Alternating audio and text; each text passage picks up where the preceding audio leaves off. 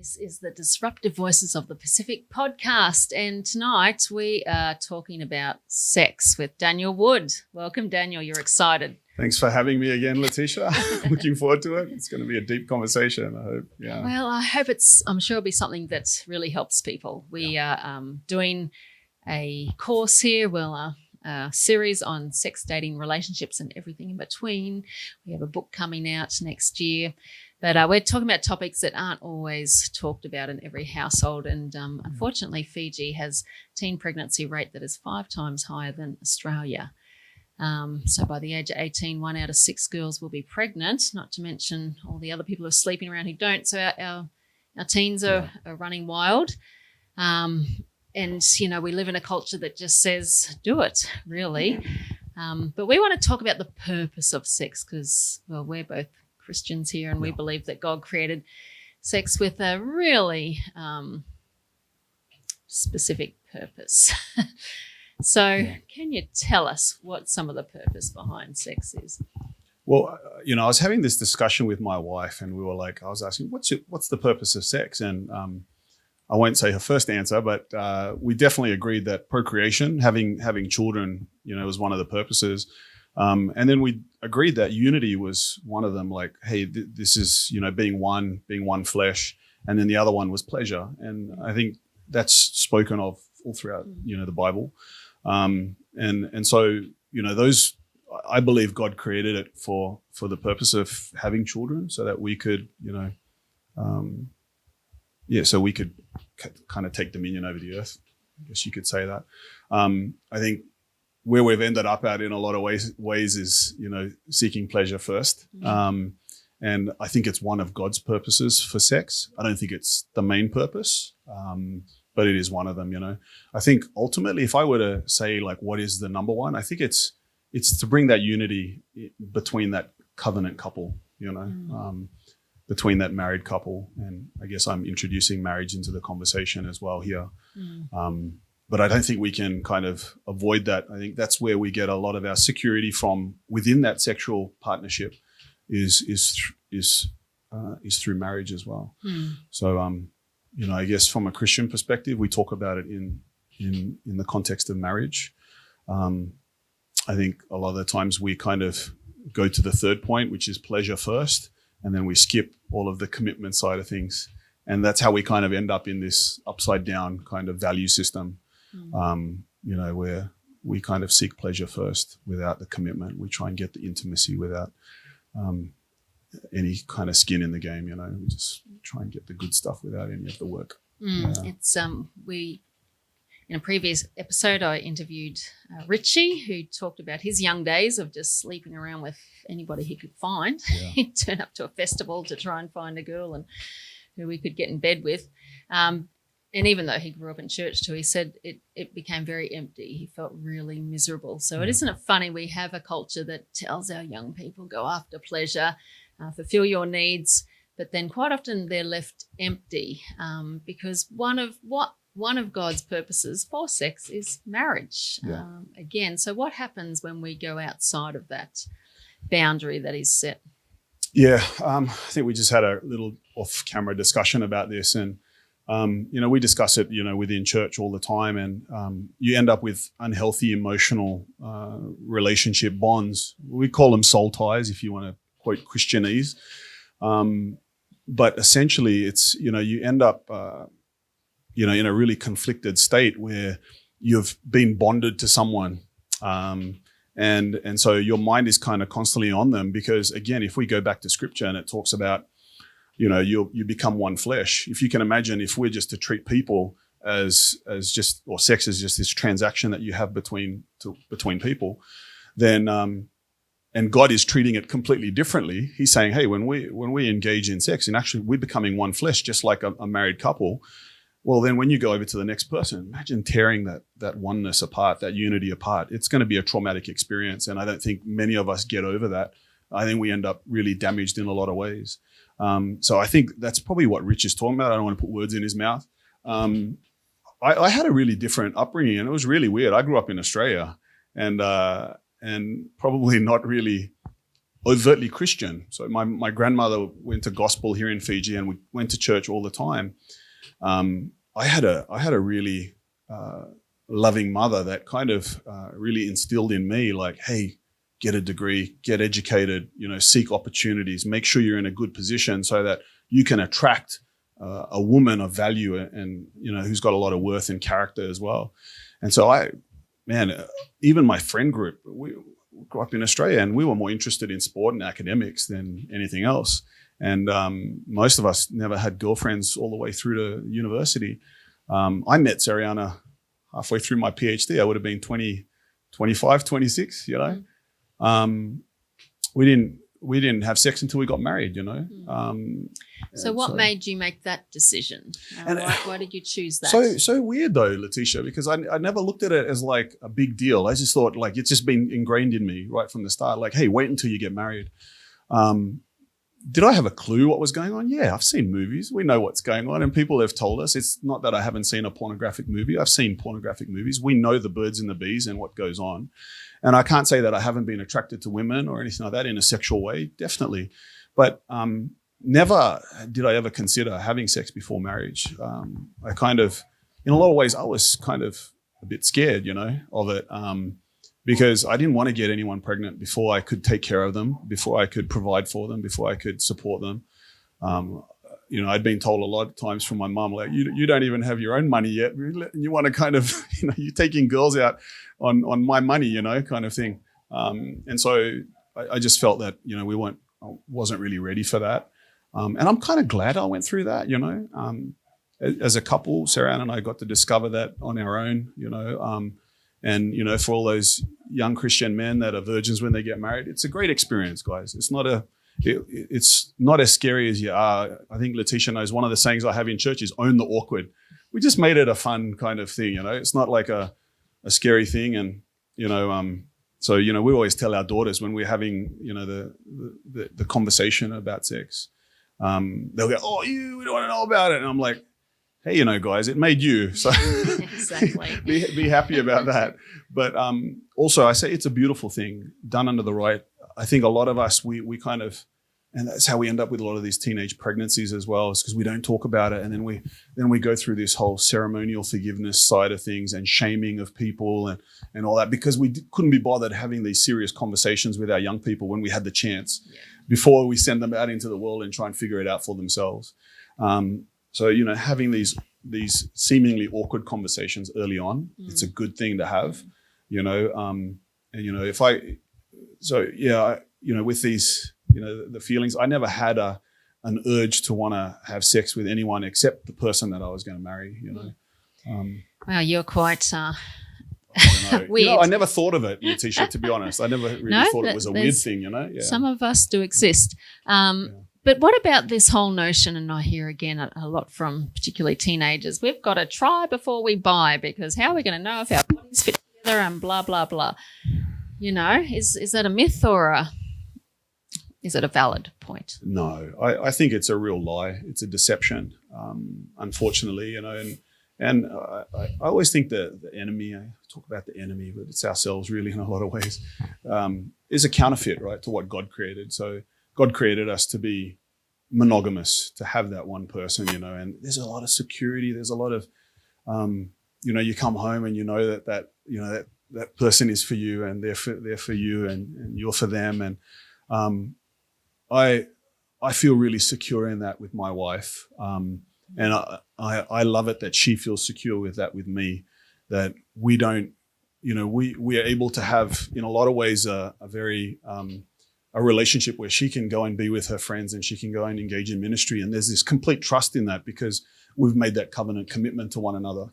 And I can't imagine what it is for these young people who are getting pregnant, who are, being promiscuous and going around, like the fear that they must have in dealing with that, and whether or not they're getting pregnant or whether they've got an STI or whether, or whether you're going to meet the wrong guy that's just going to, violate you, for those women. I got 2 daughters and I can't think of anything worse than that happening to our children, my children. And so I think, very much incumbent on us fathers and men to be able to place that value on sex and let them know what it is. and telling your sons, because I've got daughters. Well, I'm hoping the fathers and mothers of sons are telling them, hey, treat that woman, treat that young girl as someone's daughter, someone of value. Imagine when you have your daughter one day. And if we could have that inherent value on each other's bodies like that, treating them as sacred temples, I think, maybe we would have a lot better outcomes for our women and for our young men as well, because the young men are getting damaged as well. Absolutely. Through this. Everyone loses. Yeah. Now we're going to get a bit more awkward now, Yeah. Since we're already here. I've had several women in Fiji just say, I never knew that sex was for me. I just always thought I was here to please the man because, we're kind of taught unless I give him sex whenever he wants, he's going to go and cheat on me. But how important is it that both find pleasure? I think it's very important. And, I know I'm married to a very traditional Fijian woman and I really want to respect her in all of that. But if I can just leave it at, it's incumbent on both of us to enjoy that experience. It's not just for men. And so I think that's the thing as we grow as men, within a marriage setting as well, that we become a lot comfortable in that, And I think what happens is, and I think a big problem is pornography and this terrible standard that has been placed upon men and women. Because in a lot of those cases, women are just, a piece of meat that gets passed around. And so men just think that women are there for our gratification. Whereas in actual fact, it's not like that. If you look at, Proverbs 5, where it talks about drinking from the well, and if you look at Songs of Solomon, where it talks about enjoying the fruit basket, there's a lot of language, around sex, which is something to be enjoyed from both sides of it. So I think it's, if you care about your partner, you want to make sure that, they are enjoying it just as much as you. Yeah. Well, because generally, the world we live in it has become just so selfish. It's what I can get. But when it's God's way, it's what you can give. It's around the other way around, which is so different to what the world presents. Again, because I guess we've grown up in church a bit, we hear plenty of preaching about don't, wait till you're married, don't. And then you kind of, so you're living in a bit of fear and then you get married and then you're like, well, what the heck do we do? And also, sometimes people are just so frozen. What type of, is there anything that we can give to help young couples the first few years, or is it just trial and error? No, so we did premarital counseling and we also did marriage but marriage courses with the Navuvas, and they've been an amazing couple and they go through these conversations about sex and pleasure and understanding the female anatomy, the male anatomy. This is nothing new. And they're an amazing Fijian couple for it. In The World Needs a Father, we talk about sex in that as well, and also even to the point where knowing when to allow your daughter to go out, like on a date, for instance. I don't want to appear like invasive or anything like that, but understanding menstrual cycles so that you're not sending your child out with the potential for her to come back pregnant, whether you like it or not. So we've got to have these awkward conversations, and so there's plenty of resources. I think it's about engaging in it, and it's about just owning the awkward, owning those moments where, okay, yeah, it's an awkward thing to talk about sex with older people, but if it doesn't have to, I think when we talk about sex, we automatically think we're talking about, lewdness or something that, that the enemy, the devil created. No, it's God created this, right? And if we go back to the original start, procreation, unity, and pleasure. If those three are to be valued by God, then why shouldn't we value that within the context of the church and talk about it more, provide avenues for kids to talk about it?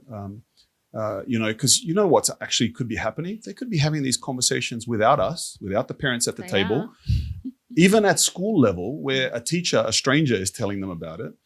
I know it's happening a lot in Australia now, where they're even talking about homosexual sex, where they're talking about lesbian sex, they're talking about all sorts of other ways of seeking pleasure. And we should be having it within the church, within a safe space where there's trusted individuals within the church or within your community that can talk about these things. Yeah. So, That's huge.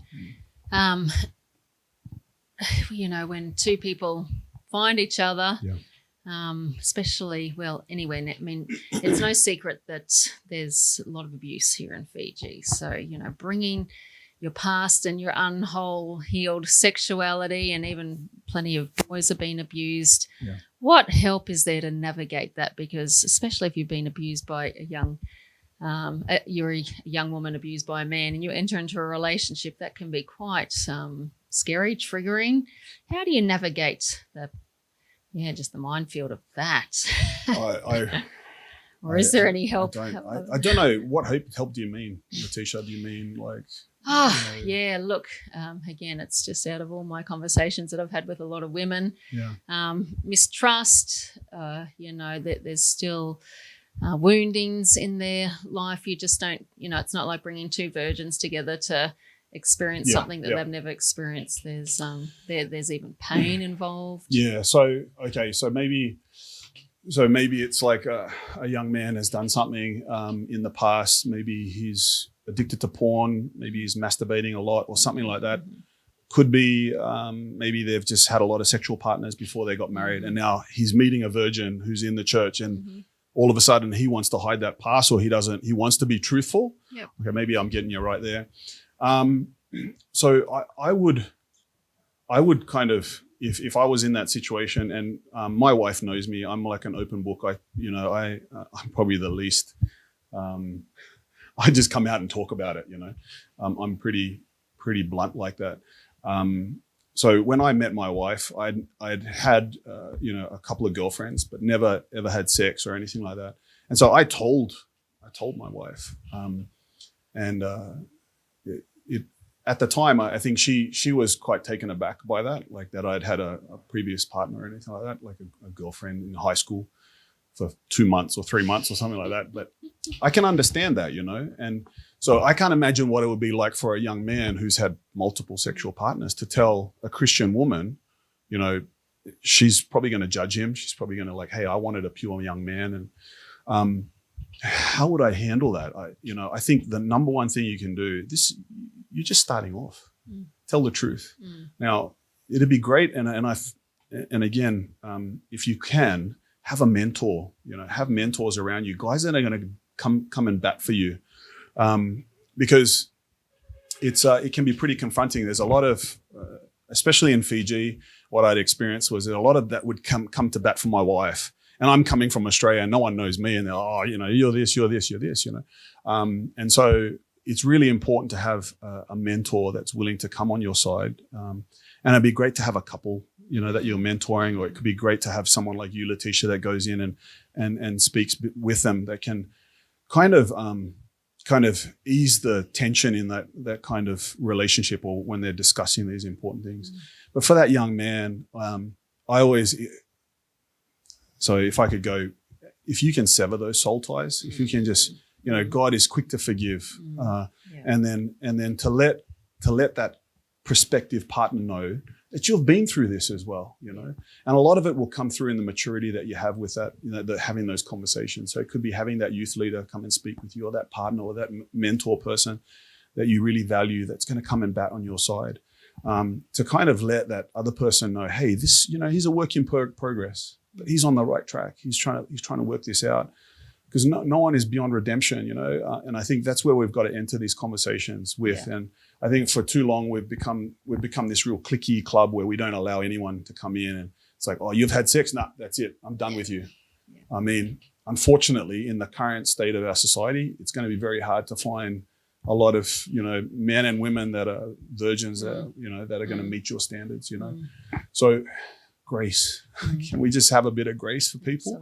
Absolutely. And let's work this out together, There's a lot of practical steps we can take, but I think if we treat each other like human beings and we're trying to seek the best for one another, honesty is the best way. There's no point getting married and then telling her what happened. No, because that's no way to start a marriage. No, definitely not. And I just want to say to women out there, because I've interviewed a few women who've, married quite a number of years, and the guys cheated on her. And I said, well, did you ever see red flags? Well, when we were dating, he was cheating, but hoping when they got married, it would end. Unfortunately, that doesn't happen that way. Vice versa, no matter who's doing it. Yeah, I know. Don't, and I talk about this with my daughters. We've talked about it many times, and also with our counseling. You know, you can be Christians and unequally yoked. It happens all the time. I think there's a lot of young Christian men faking it out there just so they can land a Christian woman. Absolutely. And then once they get married, it's like, oh, the mask is off, and they're just, you know, doing their own thing, moving around, and it's terrible what's happening out there. And if we can remove those masks to begin with and be honest with one another, it'll go a long way. Yeah. And just can't recommend enough the pre-marriage counselling before you get married. Massive. To talk through these issues, especially if you have been abused or you're addicted to porn. But then, once you're married, what was the name of that couple again? The Nuvuvas in our okay. church, and I think most churches would have it. We have Prepare and Enrich. Okay. So Prepare is for premarital, Enrich is, you know, for revitalization of a marriage. Yeah. And there's some really great tools. Like Prepare and Enrich is really good at diagnosing issues, and we highly recommend it. We put, you know, a lot of our premarital couples through it, and it's really eye-opening for them as well. And it brings things out that they thought, hey, you know, they're like, wow, you found that out, you know. So highly recommend premarital. My advice in that is do it well before you, don't even set a date. Yeah. Like if you guys have decided, hey, we're looking in a year, 2 years time to get married, do the counseling now. Because that'll give you a chance to try and iron out some of these problems, especially if it's a problem with pornography, abuse, could be things like financial decisions, not just sex, but, you know, sex is a big part of it, but there are so many other issues that can get, you know, so much help before you get married. Exactly. And if you're not in a church, do it as well. This is, you know, no matter what religion you are, we all need help. Yes, definitely. We all need help. Well, Daniel, I think we're going to leave it there. I think that's been very helpful, insightful, a discussion that doesn't always happen. So much more we could say, but thank you for bringing your sexpertise. Hopefully I helped. No, it was great just having the conversation. So if you want to know more, find out more, message me, and I can always put you in chat. There's great people around who are willing to talk about these things and help. So thank you, Daniel. Thanks, Letitia.